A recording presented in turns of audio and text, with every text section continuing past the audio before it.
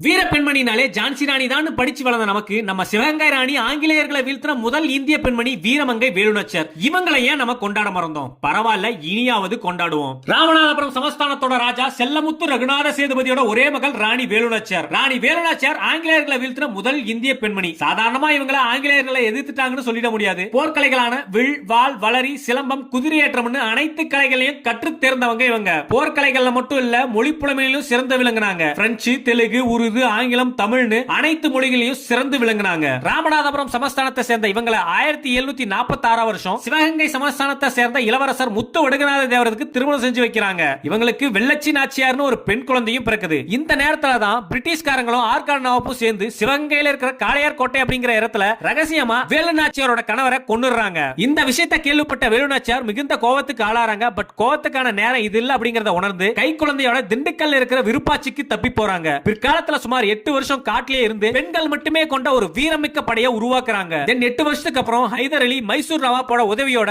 ஆங்கிலேயர்களையும் ஆற்காடு நவாப்பையும் வீழ்த்துறாங்க. 1780ல ராணியாவும் முடிசூட்டப்படுறாங்க. 1780ல இருந்து 1789 வரைக்கும் சிவகங்கை சமஸ்தானத்தை நல்லாட்சியும் செய்யறாங்க. கடைசியா 1796 வருஷம் தன்னோட 66வது வயதுல தன்னோட இன்னுயிரை துறக்குறாங்க. இப்படிப்பட்ட வீரமிக்க பெண்மணியான நம்ம சிவகங்கை ராணி வேலுநாச்சியாரை இனிவரும் காலங்களில் நம்ம சிறப்பா கொண்டாடுவோம்.